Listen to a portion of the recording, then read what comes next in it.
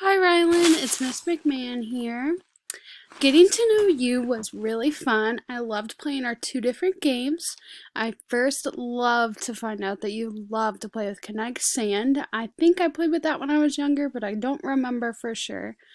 Um, I learned that you enjoy reading the Magic Treehouse series, and then I also learned that you tolerate cats but prefer your dogs, especially your new puppy Lexi, whom I love to hear about. I enjoyed learning about how big your imagination is and how you have so much creativity, and I hope you keep that with you forever. I learned that you enjoy reading nonfiction books, and I think it's because it helps build your imagination, such as your favorite book, Tacky the Penguin, where Tacky goes on so many different adventures, which you can use in your writing. And you're writing about your grandma baking cookies. I really enjoyed reading that, and I felt like it helped me connect with you a little bit better. Your strengths, your biggest strength, Rylan, is your imagination and your creativity.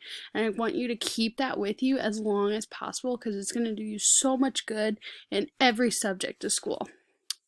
You have so much eagerness to learn about new strategies, and I think that is your second biggest strength you have.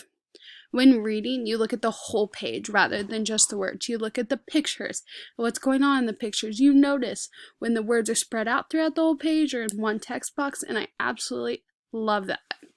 And you like to include lots of details in your writing. For example, when you were telling us your story about your baking cookies with your grandma, you included every color of icing you and your grandma had on those cookies, and I really enjoyed that. I think a few ways for you to improve would be to try to make connections between what you already know and what you're reading. So this may need you to take a few pauses when you're reading a book and help you can either write down or talk through what your connections are, and honestly that'll help you remember the book that you were reading or just any text you're reading. And then in your writing, I think you need to work on making complete sentences with all those details that you like to add in. That's very important to help your writing be as great as possible. And when you're writing long paragraphs, try to use transition words between your paragraphs, which will just help your audience follow along with the story and what you're telling them.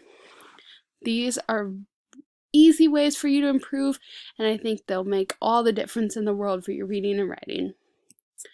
I'm really sad to say it, but goodbye, Rylan. I'm gonna miss you, and I hope you and Lexi are doing great, and I wish I could hear a few more stories about Lexi and you. I love those stories. Bye, Rylan.